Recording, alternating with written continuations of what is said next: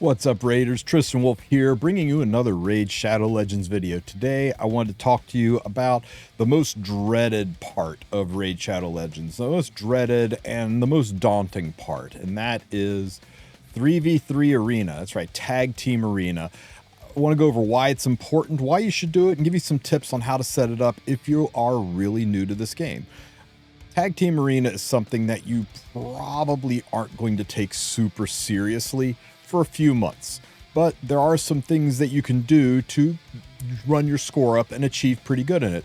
First, I want to go over the rewards in Tag Team Arena and why it is something that you should work towards. First, when you do Tag Team Arena, you get these gold bars. And these gold bars can be spent in the bazaar. And in the bazaar, there's lots of things you can spend the gold bars on. There's some stamina, which is nice. And you can pick up these ancient shards, which you should always pick up your shards. And you can go for your champion fragments. There is a champion fragment for Drexar. Drexar is actually really good. He's a unit that you should get on your team. He's got HP burns on all of his skills. So definitely somebody you should be constantly going after and picking up. You can grab a Drexar fragment every single day, so it'll take you 100 days to get your Drexar. So make sure you're doing Tag Team Arena enough to get enough bars to get your Drexar fragment every day, so within 100 days you can pick this guy up. Now, when you progress to higher tiers, when you get to silver, suddenly there's a void shard you can buy. There's this really nice accessories that's got the refresh and the cleansing accessories. Of the two, the refresh accessory is a little bit better, but it's a 4 to 6 star accessory. You can get these when you get to silver, and of course if you push into gold you can get the same accessories, but it's 5 and 6 star rated. And there's also sacred shards. Now the sacred shards are only available once a month, so if you really want to just kind of min-max it, you can just hover and chill out in silver. And then just once a month, one time a month, push your ass up into gold, grab the sacred charm, and then fall back, maybe and grab your accessories, and then fall back down to silver and be fine with it if you really want to min-max it. But gold and silver are a ways away. I mean, probably until you've got your 100 days down, until you've picked up your Drexar, you're probably not even going to be ready to get into silver.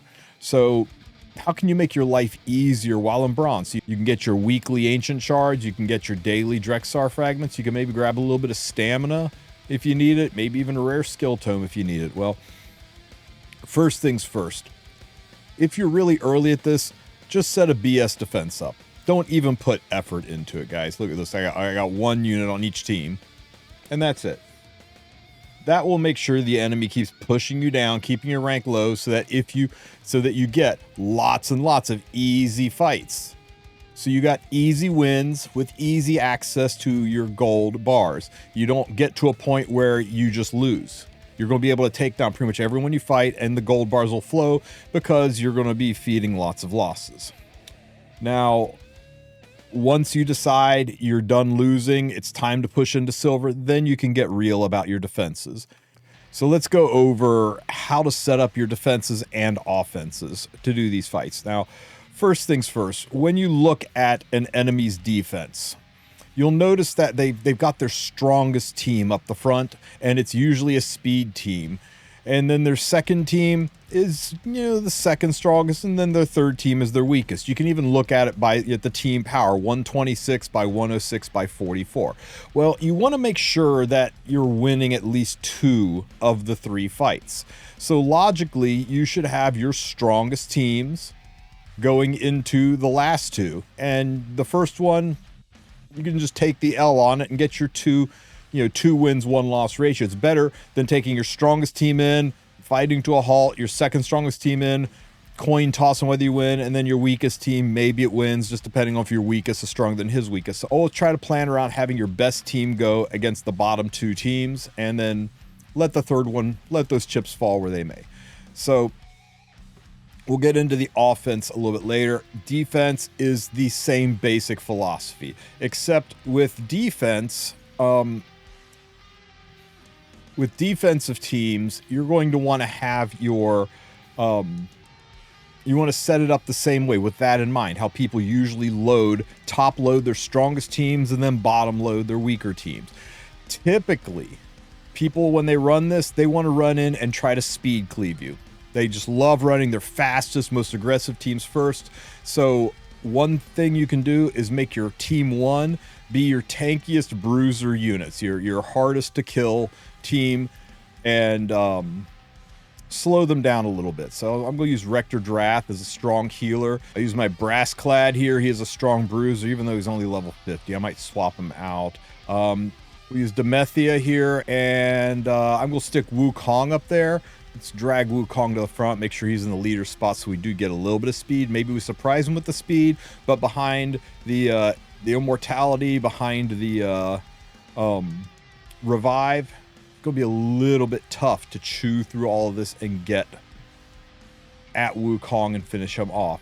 So since the second team is usually the second strongest team, how about that's where I'll roll in with my speed cleave team, right? So I'll go ahead and drop in Fabian as my speed imprint, my opener. He can control a little bit, and that will send me right into, let's see, we need to cleave, so let's use a defense breaker. How about Ugo for my defense breaker? She's pretty fast, and then we'll roll into Alice.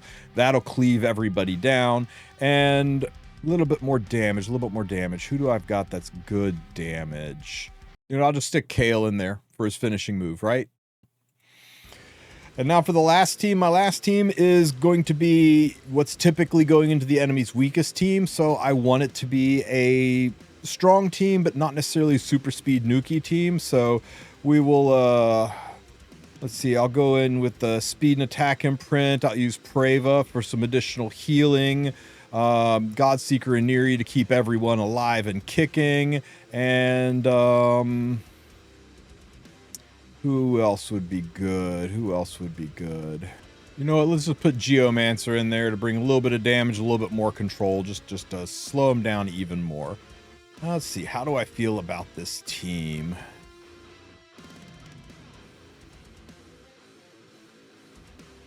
Okay, so let's give it a run, right? So I got my strongest team in the middle. I've got a decent tanky team up top, and a team that should be able to handle most of the BS they throw at me at the bottom. So we're going to save this, and there we go. There's my defensive teams.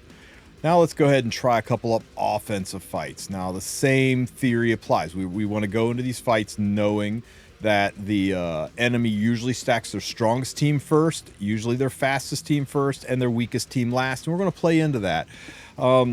First things first, don't go after teams that are out of your league. I mean, it's just a waste of points to attack somebody who is significantly stronger than you. So just can it on these people that are way over your head. But people who look like they're in reach, let's see. Let's give this team a try. This first team looks really unpleasant, but let's see what we can do with it. So the bottom team is simple. So I'm just going to send my weakest team into that bottom team. We'll, let's see. Let's try to... I don't know that we're cleaving this top team. This top team is very, very tanky. This middle team, I think we've got the best chance of cleaving the middle team. So let's move our opener team down here. That'll be Ugo and Fabian and Alice. Alice, where's Alice? Oh, she was right there this whole time. And then just a cleanup unit.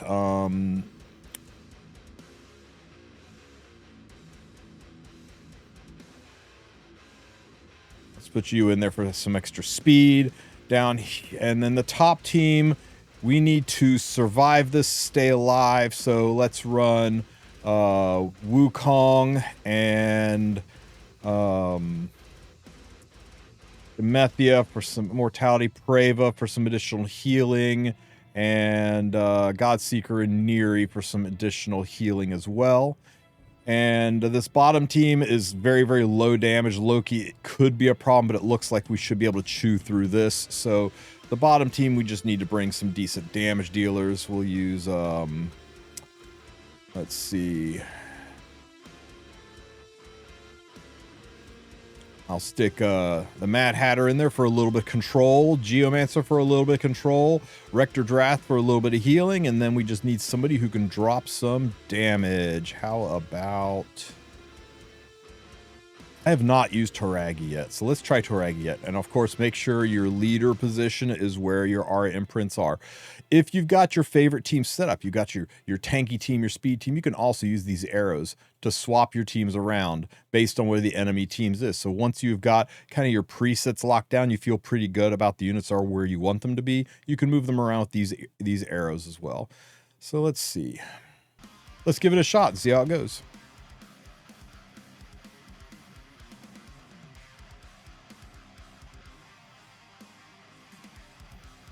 Okay, we went first. Dimethy gets the immortality on everybody. We are super buffed up, makes us very hard to kill. We can start chewing through it. You see, he brought a very tanky team into us, so having units that buff up and make us hard to kill is really helping out a little bit. That fear, not so great.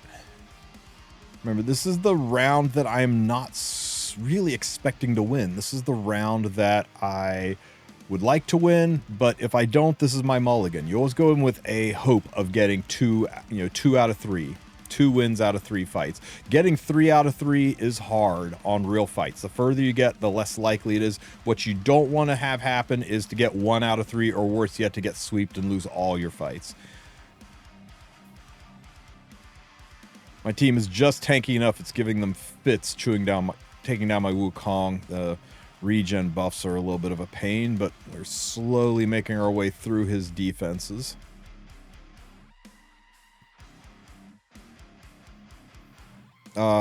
Stunned. Do not like the stuns. Man, Death Knight is a problem. What a pain in the butt this unit is. Let's just focus on Alice here. I'm going to click on her to put the crosshairs on Alice. Try to refocus my damage over there, because of all the units, she is the one that is the biggest pain in the butt. How tanky is this guy with all level 50 units? I mean, Death Knight is just that freaking good.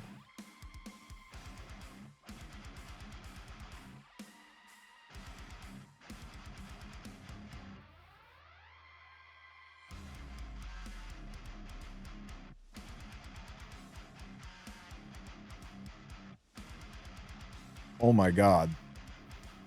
Guys, I think I made a mistake. This is going to take forever. You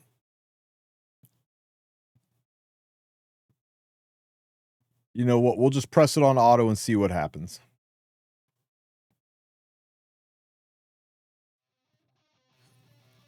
Okay, we got it down to just Death Knight. Surely we can beat him down from here. Wait, he's heal buffing himself. Oh no, he's got regeneration and I didn't pack anybody who can strip it. Oh, he's not trapped in here with me. I'm trapped in here with him.